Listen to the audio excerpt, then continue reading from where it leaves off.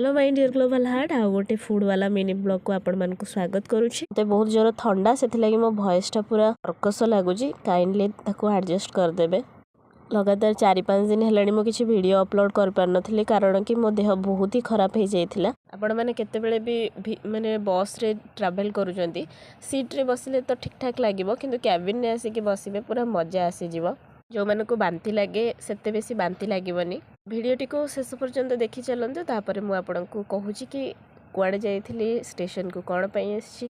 बढ़िया बढ़िया व्यू भी अच्छी आपण मानक पई मु एथिरे अपलोड करिछि। बु जिंस को तो मु कैप्चर करि पारिनी बाकी ट्राई करिछि किछटा एक्सपीरियंस आपण मानक सहित शेयर करबा पई कि राति रे मु ट्रैवल करूथली एंड बहुत जोरे मेघ होउथला सेति लागि भलो लागुथला ट्रैवल करे लागि। पूरा सकाळ सकाळ आमे जाई कि पहुंच जाइथिलु मोर डेस्टिनेशन ने मु नथिली सेठी मो सहित लिसा परेश थिले। आमे नुआ बहु भलिया होउछु केमती गामछा गोड़े हेकी एंड बहुत जोर मेघ होउथला सेइथिरे भी आमे ऑटो रे बसथिलु।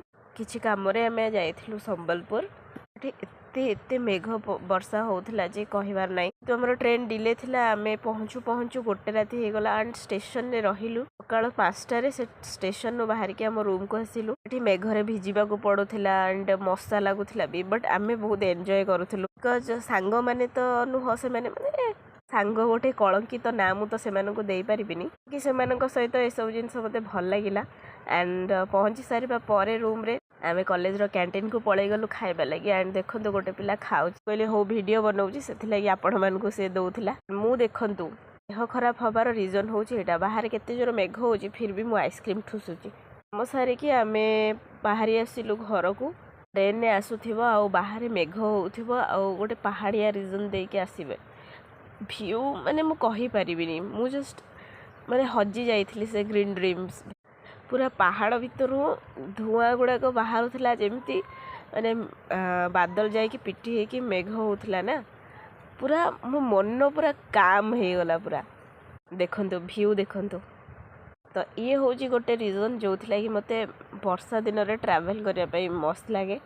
मोर तो इच्छा होतला ट्रेन भीतर बाहर की से पहाड़ आड़ को पड़े जीवा पाई एंड तापर घरे आसिकी पहुंची गली।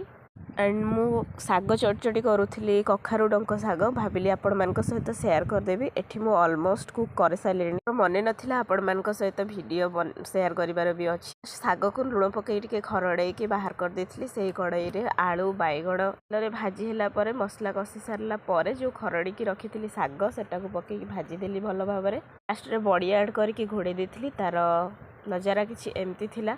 एंड आलू गुड़ाक केते बढ़िया से सिझी भी जाइछि एंड रेडी हो जाइथिला मोर साग चटचटी। Thanks for watching.